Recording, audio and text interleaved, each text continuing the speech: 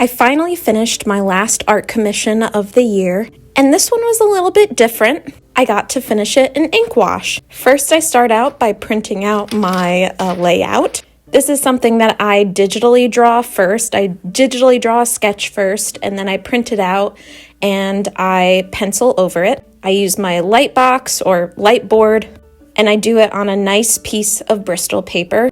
And it's mostly because this is an original art commission, so this is going to go to the recipient of the commission. Now, this character is a Flash character, if you could tell. Impulse, I think, is the name, and it was big in the 90s.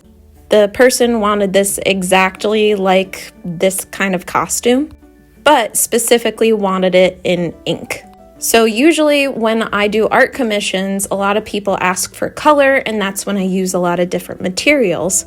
But for this one, I'm only using ink. So we gotta make it as multifaceted as possible. So as you can see, I start out by outlining, and then I put in the darkest shadows. Having these dark shadows allow me to render out of them so I can create more of a gradient as we go on. Now, the light source is coming from behind him. I kind of see it as like this, kid exploded into speed with all the lightning around him.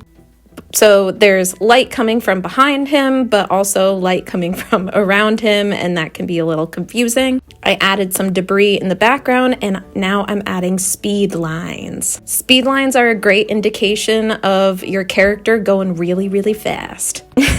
But really, in comics, we use speed lines to create motion, to create action, because if we're reading stories about superheroes and they're constantly moving, then we need to use speed lines to show that movement a little bit more. Make it seem like they're going faster. Now I'm going back in with some little details here and there just to make sure everything looks good. And then here at the very end, you'll see that that's when I made the decision to add Inkwash. Now, as I said, the person who wanted this wanted something that was in black and white, but I felt like adding the Inkwash added more of a gradient. It added more, bang for your buck, It makes him look fully rounded and makes him look like he has a lot of depth.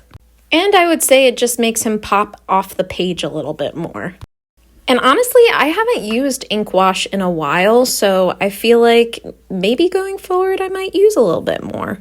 Because it really does give a very interesting and very fully in-depth, feel. Ah, what a cutie. I really like drawing this character. Wow. Okay, that's it for now. Time to send it, and happy drawing, everyone. Bye.